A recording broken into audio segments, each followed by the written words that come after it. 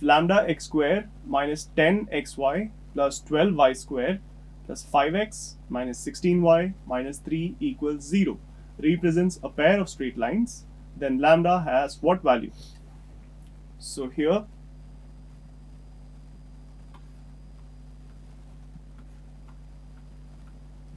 comparing the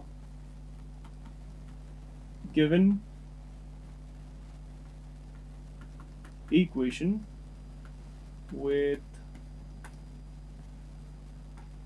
ax square plus 2hxy plus by square plus 2gx plus 2fy plus c equals 0, we get a is equal to lambda, h is equal to minus 5, b is equal to 12,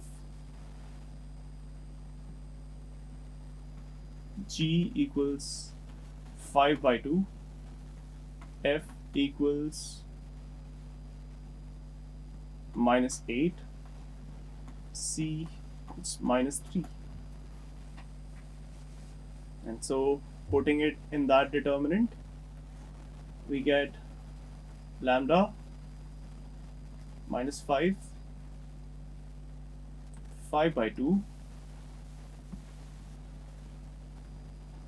minus 5, 12, minus 8, 5 by 2, minus 8, minus 3 is equal to 0.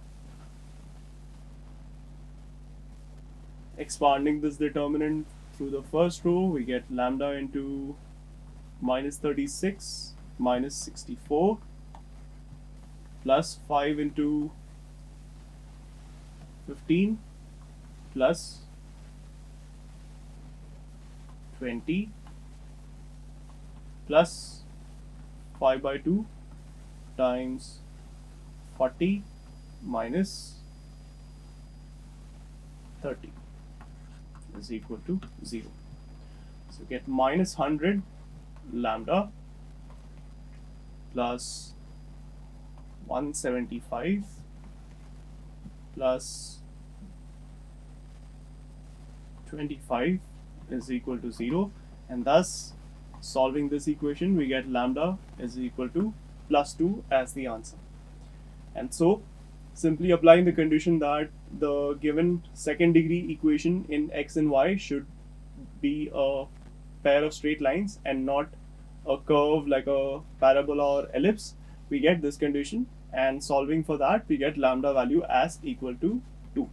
So therefore option C is the correct answer. Let's look at one last question on pair of straight lines. This is from the All India Engineering Entrance Exam, the erstwhile JEE Mains. If one of the lines my square plus 1 minus m square into xy minus mx square equals 0 is a bisector of the angle between the lines xy is equal to 0, then m equals what? 1 or 2 or minus half or minus 2. So we have the combined equation of the pair of straight lines given as xy is equal to 0. So xy is equal to 0 is the simplest pair of straight lines which you can get, that is x equals 0, which is the y-axis, or y equals 0, which is the x-axis.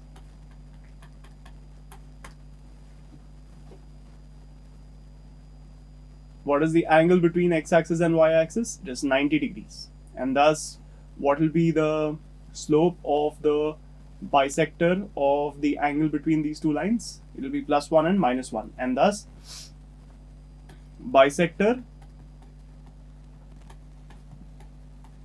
of angle between x equals 0 and y equals 0 can be given by y is equal to plus or minus x. Substituting this in the above equation, we will get mx square plus 1 minus m square to x into plus or minus x minus mx square is equal to 0. This gives us the value of m as plus or minus 1, and thus we get m is equal to 1 as the correct answer to this question. And thus the slope of the bisector of the angle between the lines xy is equal to 0 is plus 1 and minus 1 as well, but then plus 1 is given in the options here, so that will be the answer. With this, we have completed the chapter of straight lines as outlined in most of the syllabus for CBSE, state boards, as well as for competitive exams. Straight lines chapter has one direct question and one indirect question every year, representing it in many of the competitive exams like JEE Mains, JEE Advanced, SAT, and many state level entrance exams. And thus it forms an important chapter and a stepping stone to the wider unit of analytic geometry, and therefore it is important for everyone to study at least this chapter before moving on to the other higher chapters in analytic geometry. Having said this, it does not stop here, and we will study straight lines again when we study three-dimensional geometry, in which we have straight lines in space instead of straight lines in a single plane. So until then, it will be a good strategy to finish off your NCERT textbook questions. NCERT textbook has a good collection of straight lines problems, and thereafter you may attempt NCERT exemplar questions, which is again a collection of good objective and subjective questions on NCERT.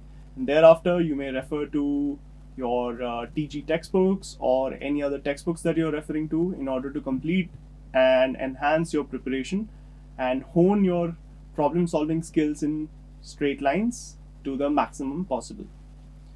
With that, we will conclude the chapter of straight lines, and we will move on next to the chapter of circles, followed by conic sections.